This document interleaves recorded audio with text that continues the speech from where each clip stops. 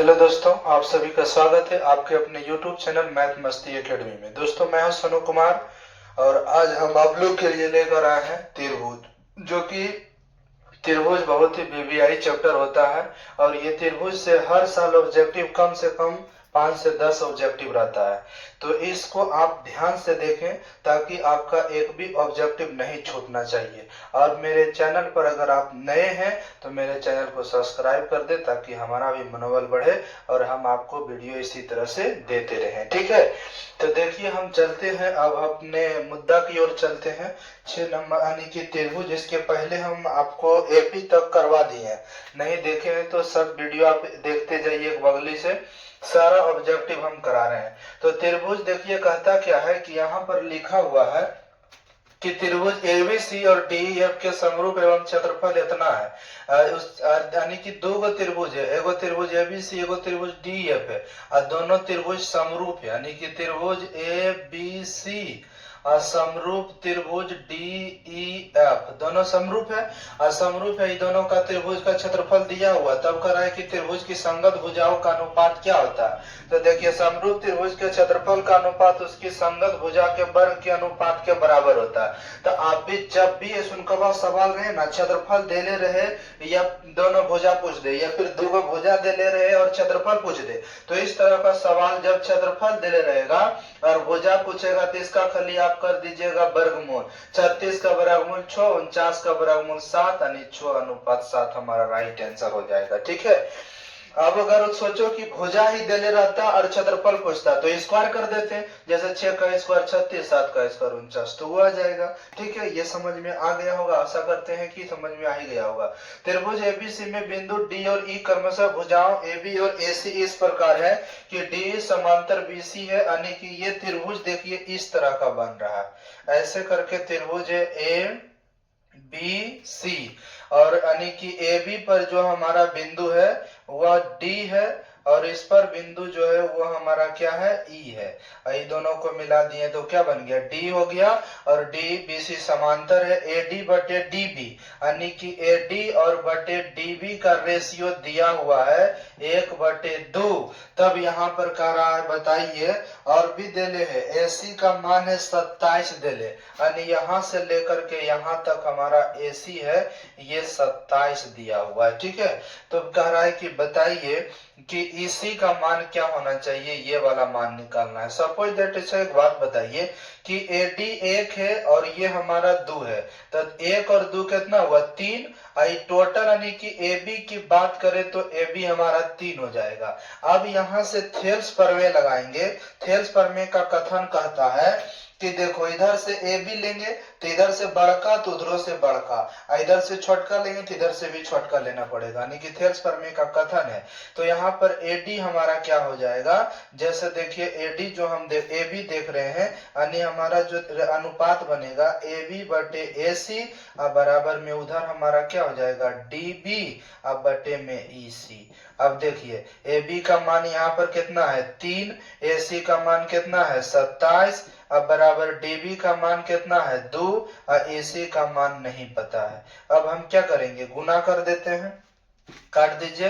3 number 27 और 9 दूना 18। देखिए ऑप्शन नंबर बी में 18 है, ऑप्शन नंबर बी हमारा राइट आंसर हो गया। अब हम लोग चलते हैं 3 नंबर की ओर। कह रहा है कि बताइए यह किसका कथन है कि दो समकोणिक त्रिभुज में, यह किसका कथन है कि दो समकोणिक त्रिभुज में जो होता है भुजाओं का अनुपात सदैव समान होता है। तो ये थेल्स प्रमेय का कथन है कि यानी कि दो त्रिभुजों में जो होता है, यदि देखो थेल्स प्रमेय का कथन कहता है कि यदि किसी त्रिभुज में एक भुजा के समांतर अगर कोई रेखा दिया हुआ रहता है तो उसमें क्या होता है कि जिस भुजा पर ये रेखा खींची गई है इस दोनों भुजाओं को समान अनुपात में बांटने का काम करता है। ठीक है, ये दोनों को क्या करता है, समान अनुपात में बांटता है। तो ये थेल्स प्रमेय का कथन था। उसके बाद देखिए 4 नंबर में कहा दिए गए त्रिभुज EFG और LM समांतर FG है, तो बताइए कि LE का मान यहाँ पर क्या होगा। यहाँ पर भी हम लोग थेल्स प्रमेय ही लगाएंगे। देखिए इसका मान पूछ रहा है, इतना बटे इतना करेंगे, इतना बटे इतना करेंगे, मतलब इसका मान नहीं पता है। x मान लीजिए तो x 7.2 है। ठीक है, तो 7.2 बराबर इधर है 1.8 और नीचे है 5.4 लिखा हुआ। अब इसको काट दीजिए, ये कट जाएगा 18 तिया 54, 3 बार में कट गया और 3 से कट गया 24 तिया 72, x का मान 2.4 हो गया। Option number B right answer है। फिर करा दो समरूप त्रिभुज का क्षेत्रफल क्रमशः 81 और 49 हो, जिसमें ऊंचाई इतना सेंटीमीटर हो तो पी क्यू आर की ऊंचाई क्या होगा।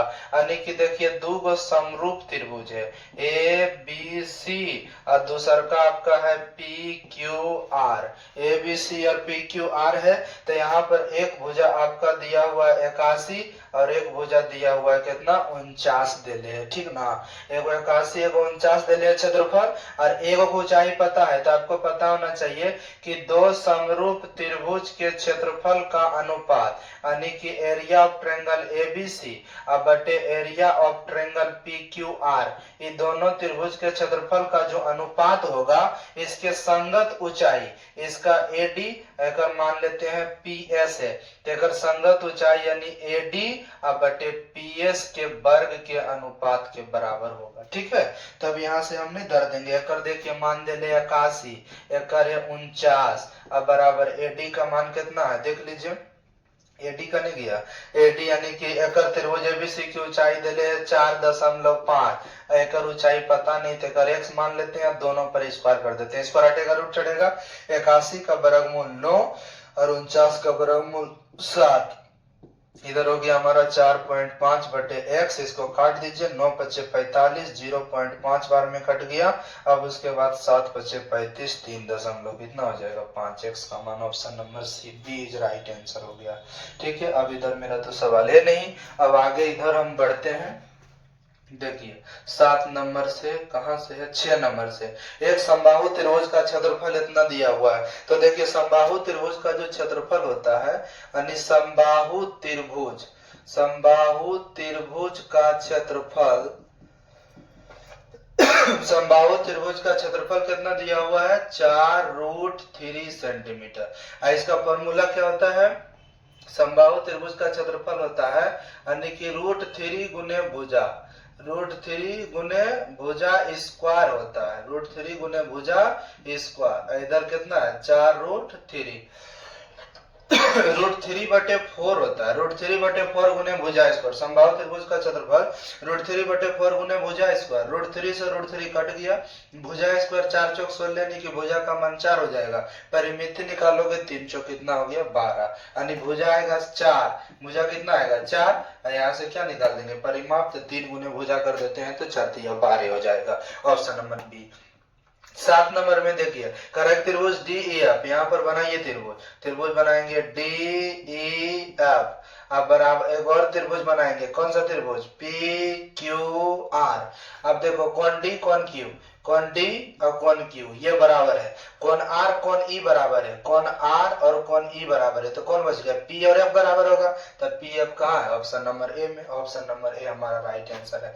8 नंबर में कह रहा है कि त्रिभुज एबीसी और डी एफ, ए बी बटे डी बराबर बीसी बटे ई एफ हो, तो ये दोनों त्रिभुज समरूप होंगे। कैसे समरूप होगा, तो देखते हम लोग समरूप होने यानी कि देखिए ये त्रिभुज जो हम बनाएंगे ना, तो यहाँ पर देखेंगे ए बी सी और दूसरा का हमारा त्रिभुज बनेगा डी ई एफ, इसमें ए बी अब बटे देखिए डी फिर बी सी बटे एफ, तो एकर यानी कि दो भुजा के बीच का कोण, दो भुजा के बीच का कोण बी और ई बराबर होगा, तो ऑप्शन नंबर ए हमारा राइट आंसर है। फिर देखिए दो समरूप त्रिभुज के क्षेत्रफल का अनुपात दे ले, संगत भुजा पूछ रहा है, तो हम क्या बोले थे अभी कि आपको क्या करना है, स्क्वायर है तो रूट कर देना है, यानी कि क्षेत्रफल है तो वर्गमूल निकाल देना, तो 64 का वर्गमूल 8 और 121 का वर्गमूल 11, तो 8:11 option number A is right answer. 10 number में यदि दो त्रिभुजों एबीसी और पीक्यूआर में कोण ए कोण पी कोण बी कोण सी बराबर हो, तो बताइए कैसे इसको समरूप हम कर सकते हैं। तो आप देखिए त्रिभुज कहाँ बनाइएगा, आप दिमाग लगाइए कि देखिए ए पी के बराबर है, तो ए पी कहाँ मिल रहा है, ये पी सी मिल रहा है, ए और पी बराबर है ये नहीं थी, गलत ऑप्शन है। फिर देखिए P B के बराबर है, जबकि A P के बराबर होना चाहिए, गलत ऑप्शन है। फिर देखिए यहाँ पर कह रहा है कि C P के बराबर, C P के बराबर कहाँ है, भी गलत है। यहाँ देखिए एक्यूरेट मिल रहा है, A P के बराबर है, B Q के बराबर है, C R के बराबर है, मतलब A B कौन है, A B कौन है, A B कौन है, इधर तीनों कौन बराबर हो गया। ऑप्शन नंबर डी हमारा राइट आंसर है। तो एक समबाहु त्रिभुज ABC की भुजा 2 है, तो इसकी ऊंचाई क्या होगी। ठीक है, अब देखिए जरा सा इसको थोड़ा सा ध्यान से समझने का प्रयास करते हैं। ये हमारा एक त्रिभुज है ABC है, ठीक है। यहाँ पर देख रहे हैं कि सभी भुजा 2 है, ये भी 2 है, ये भी कितना है 2 है। तो बताइए इसकी ऊंचाई पूछ रहा है, यहाँ पर ऊंचाई निकालेंगे, ये हो जाएगा, ये हो जाएगा, तो ये आपको यहाँ पर डी मान लेते हैं अगर, तो ये लंब है, तो लंब बराबर क्या होता है, अंडर रूट कर्ण का स्क्वायर यानी 2a square minus a square. तो बताइए कितना हो जाएगा, 2a स्क्वायर 2 दूना 4, 4a स्क्वायर में a स्क्वायर घटेगा, 3a स्क्वायर बचेगा, और चूंकि हम जानते हैं कि 3 का वर्गमूल नहीं होता है, तो √3 और यहाँ a हो गया √3। ये ऑप्शन नंबर बी हमारा राइट आंसर है। ठीक है, 12 नंबर सवाल की ओर चलते हैं। त्रिभुज PQR में PQ बराबर PR, देखिए त्रिभुज PQR है, PQR, इसमें PQ बराबर PR, ये दोनों बराबर है, तो दोनों का कोण भी बराबर होना चाहिए। कोण Q 40, तो ये कितना होगा 40। अभी बताओ कितना होगा, त्रिभुज के तीनों कोण का योगफल 180 होता है, तो 40 40 80 हो गया, तो कितना जोड़ेंगे तो 180 पूरा जाएगा, तो 100 जोड़ देंगे, ऑप्शन नंबर बी हो गया। ठीक है, आगे चलते हैं। इसमें देखिए कह रहा है कि दिए गए चित्र में रेखा, इसमें तो कुछ दिया हुआ नहीं है कि भुजा कुछ नहीं दे रहे, इसलिए इसका तो हम छोड़ दे रहे हैं। आइए 14 नंबर में कह रहा है, किसी त्रिभुज के तीनों लंब कटाव केंद्र को क्या कहा जाता है, लंब केंद्र कहते हैं। क्या कहते हैं, लंब केंद्र कहते हैं। लंब है तो लंब केंद्र होगा। त्रिभुज के तीनों कोण का योगफल कितना होता है, 180 डिग्री होता है। ठीक है, त्रिभुज के तीनों कोण का योगफल कितना होता है, 180 डिग्री। 16 नंबर में कह रहा है कि दिए गए चित्र में बताइए डी समांतर BC, AD का मान 2, DB का मान 3, AE का मान 1.6, ये पता नहीं है, तो हम यहाँ से करेंगे ना, थेल्स पर में लगाएंगे। थेल्स पर में कहता है कि इतना बटे इतना, यानी 2/3 बराबर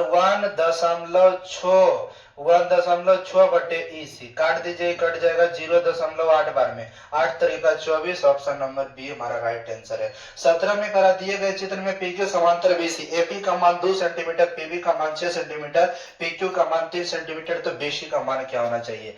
इसी तरह से फिगर यहाँ पर हम बनाने जा रहे हैं। इसका नाम देखिए दे देंगे, क्या लिखा हुआ है, PQ दिए गए चित्र में, इसका चित्र तो नहीं दिया हुआ है, तो ये लग रहा है कि PQ समांतर BC है, मतलब ABC त्रिभुज बनेगा, ABC त्रिभुज बनेगा, ऐसा इसका फिगर बनेगा। और यहाँ पर P और Q दिया हुआ है, AP है 2, PB है 6, अब यहाँ पर हो जाएगा आपका कितना, फिर PQ है 3, अब BC पूछ रहा है, तो इसमें देखिए हम क्या करेंगे, इस भुजा का भी अनुपात ले सकते हैं, यानी कि 2/6 हो जाएगा, इधर 3/BC हो जाएगा, 3 कितना BC, काट दीजिए, कट जाएगा, 2 तिया 6, ही नहीं कटेगा, और 3 तिया 9, BC का मान कितना हो गया, ऑप्शन नंबर बी हो गया, हमारा राइट आंसर हो गया।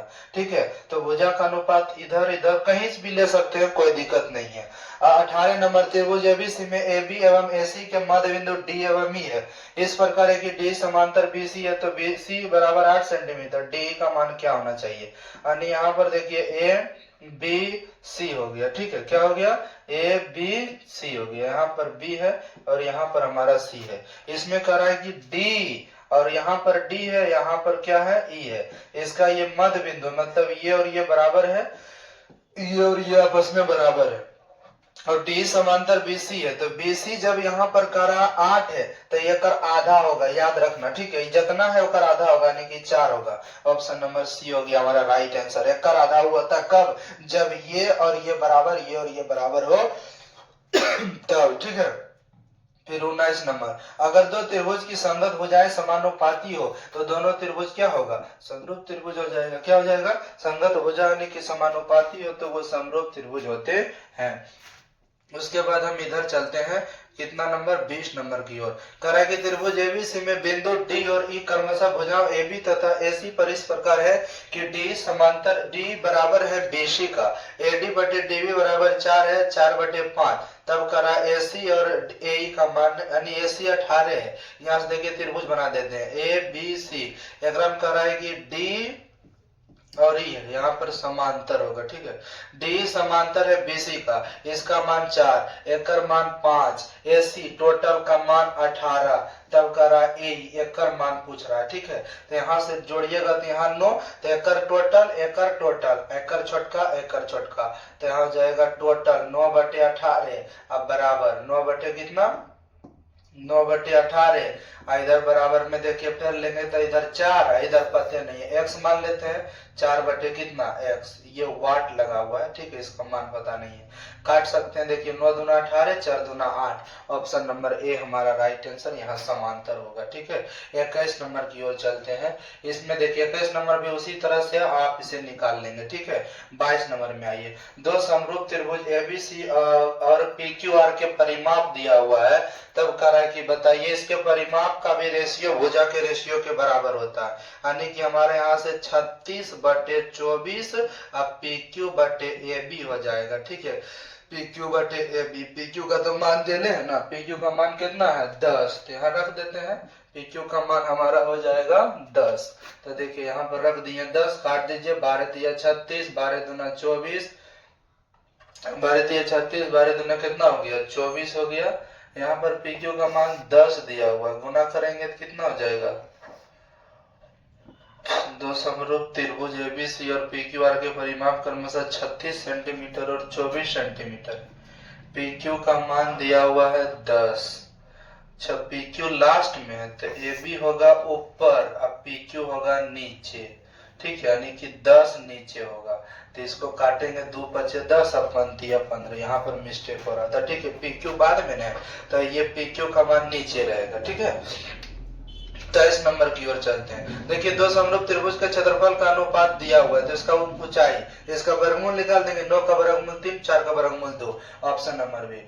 24 नंबर, यदि दो समरूप त्रिभुज के क्षेत्रफल का अनुपात 25:64 है, तो फिर निकाल दीजिए ना वर्गमूल, 25 का कितना हो जाएगा, देखिए 25 का वर्गमूल 5 और 64 का वर्गमूल कितना 8 हो गया। उसके बाद आइए 25 नंबर, यदि किसी समद्विबाहु त्रिभुज के आधार बी और भुज बराबर भुजा, देखिए याद रखिएगा एक क्षेत्रफल होता है ए बी सी, यानी कि दो को बराबर भुजा, आधार कह दिया है कि बी है और दो को बराबर भुजा ए है, तो समद्विबाहु त्रिभुज का क्षेत्रफल ये हो जाएगा, ऑप्शन नंबर सी हमारा राइट आंसर है, ठीक है। याद रखिएगा पूरे में रूट होता है, ऑप्शन नंबर सी हमारा राइट आंसर हो गया, समद्विबाहु त्रिभुज का क्षेत्रफल था।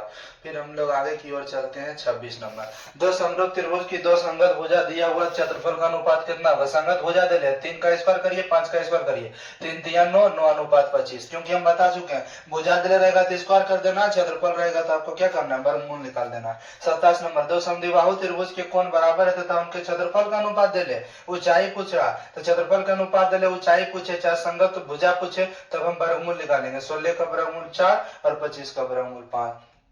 28 नंबर, समरूप त्रिभुजों के क्षेत्रफल का अनुपात 16:81 है, तो भुजा का अनुपात क्या होगा, 16 का वर्गमूल 4 हो जाएगा यहाँ पर और 81 का वर्गमूल 9, ऑप्शन नंबर सी। 30 नंबर, यदि देखिए कह रहा है कि त्रिभुज यहाँ पर एबीसी और क्या है PQR है, समरूप AB का मान 18, BC का मान 15 है, तब कह रहा है कि PR का मान क्या होना चाहिए, यानी कि दो गो समरूप त्रिभुज यहाँ पर दिया हुआ है और जरा सा देखिए AB और BC, यहाँ पर AB इस तरह से त्रिभुज बना है, यानी कि ABC, यहाँ पर है PQR, ठीक है, PQR है, BC का मान एक का मान देले है 15 और फिर तब कह रहा है कि PR का मान क्या होना चाहिए और AB का मान भी 18 दिया हुआ है, ठीक है।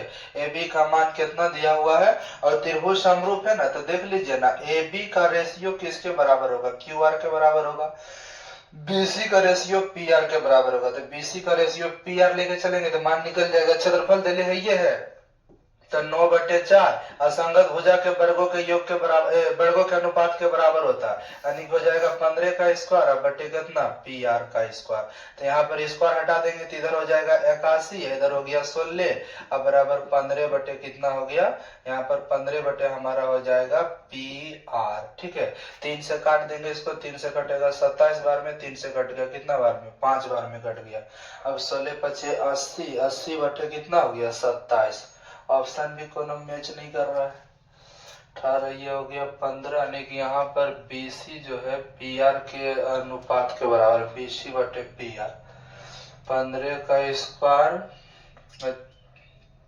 इधर कर दिए 9 9 81, 4 चौक 16, 15 ये रह गया उधर, 85 80 बटे 27।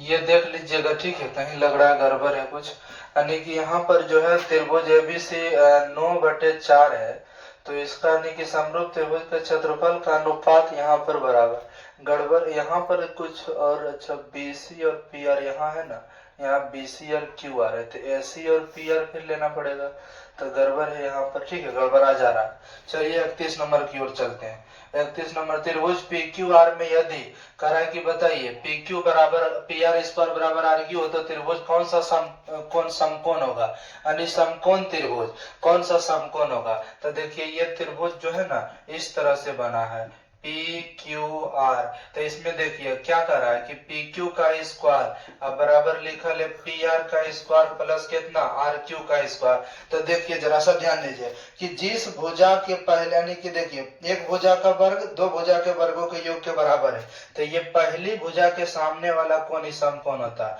मतलब पी क्यू देखो यहाँ है ना, इसके सामने वाला कोण कौन है आर, तो कोण आर हमारा समकोण होगा। एक समचतुर्भुज के विकर्ण 6 सेंटीमीटर और 8 सेंटीमीटर है, तो इसकी भुजा क्या होगी ये पूछ रहा है, इसकी भुजा क्या होना चाहिए। इसको देखिए मिटा दे रहे हैं हम, और इसको यहाँ पर बनाएंगे 32 नंबर का सवाल, ठीक है, 32 नंबर बनाने जा रहे हैं। तो देखते हैं हम, एक समचतुर्भुज यानी कि समचतुर्भुज, इसकी सभी भुजा यानी कि चारों भुजा अगर समान है आपस में, ठीक है, चारों भुजा क्या है समान है, इसका विकर्ण दे ले, देखिए विकर्ण और समचतुर्भुज के जो विकर्ण होते हैं समान दो भाग में बांटते हैं, अगर ये 6 है तो ये 3 3 होगा, अगर ये 8 है तो 4 4 होगा, तो यहाँ पर देखिए ये हमारा कितना हो जाएगा 5, क्योंकि देखो ये 90 डिग्री का कोण बनाता है, ये कर्ण हो गया, तो 4 का स्क्वायर 3 का स्क्वायर करोगे 5, इस तरह से बनाना है इसको, ऑप्शन नंबर सी हो गया, याद रहे, ठीक है, ऑप्शन नंबर कितना हो गया सी हो गया। उसके बाद हम देखते हैं कितना नंबर, इधर अब चलते हैं 33 नंबर की ओर। किसी त्रिभुज के दो कोणों का योग तीसरे कोण के बराबर है, यदि दो कोणों का अंतर 50 डिग्री हो तब त्रिभुज का कोण कितना होगा, ठीक है। तो अगर हम देख लीजिए ऑप्शन में कोण में दो कोण का योग यानी अंतर 50 डिग्री, वही ऑप्शन हो जाएगा। देखिए ये दोनों में नहीं 50 हो रहा है, यहाँ 70 और 20 देखो 50 का अंतर हो रहा है, यही होगा, बाकी बात कोण हो रहा है, ये नहीं होगा, नहीं ये होगा, नहीं ये होगा, कोनो दो कोणों का अंतर 50 पूरी नहीं रहा, तो इसको हम बाय ऑप्शन बना सकते हैं। 34, त्रिभुज एबीसी में एबी स्क्वायर बराबर बीसी स्क्वायर प्लस सी स्क्वायर है, तो कोण सी क्या होगा 90 डिग्री होगा, इसके सामने वाला कोण सी है तो 90 डिग्री हो जाएगा। एक समबाहु त्रिभुज की एक भुजा 12 सेंटीमीटर हो तो इसकी ऊंचाई क्या होना चाहिए, यानी कि देखिए इस तरह से ये त्रिभुज बन रहा है, ये ए है, ये बी है, ये सी है, सब 12 12 है, यो 12 है, देखा पर लंब डालेंगे तो यहाँ हो जाएगा 6 6। अभी ऊंचाई निकालना है, तनिक का लंब तो हो जाएगा 12 का स्क्वायर माइनस 6 का स्क्वायर, तो 12 का स्क्वायर 144 और माइनस 6 का स्क्वायर 36 हो गया, तो 108 हो जाएगा। 108 का वर्गमूल कितना होता है 6√3, 36 108, ऑप्शन नंबर बी हो गया। 36 नंबर देखिए, कहता है एक आदमी 24 मीटर पश्चिम जाता है, डायरेक्शन बना देते हैं, देखिए east west north south, 24 metre पश्चिम जाता है, इधर हो गया पूरा पश्चिम, 24 मीटर चल गया ये पश्चिम की ओर, पुनः हुआ 10 मीटर उत्तर जाता है, तो 10 मीटर फिर उत्तर चल गया, यानी कि देखिए ये 10 मीटर फिर से यहाँ पर आकर के उतर गया। तब कह रहा है कि बताइए इसका यहाँ से यहाँ की दूरी क्या होगा, तो देखिए यानी कर्ण है, तो कर्ण बराबर लंब के स्क्वायर प्लस आधार के लंब, कर्ण बराबर लंब के स्क्वायर प्लस आधार के स्क्वायर, तो 24 का स्क्वायर कितना होता है 576 और 10 का स्क्वायर कितना हो जाएगा 100, तो 576 और 100 676, 676 उसका वर्गमूल कितना हो जाएगा 26, 676 का वर्गमूल कितना हो गया 26। फिर 37, किसी त्रिभुज एबीसी में कोण ए बराबर 90 डिग्री है, बीसी बराबर 13 सेंटीमीटर है, एबी बराबर 12 सेंटीमीटर है, तो एसी का मान क्या होना चाहिए। देखिए पहले एक त्रिभुज हम बना रहे हैं, वो भी समकोण त्रिभुज है, कोण ए यहाँ दे दिया गया है 90 डिग्री का, और बीसी हमारा देखिए कहीं भी दे देते हैं बी और सी, तो ये हमारा 13 है और ए बी हमारा 12 है, तो कितना होगा देखो ये कर्ण है लंब आधार, तो 5 नहीं हो जाएगा, ऑप्शन नंबर कितना हो जाएगा, आधार का फॉर्मूला लगा के निकाल देंगे।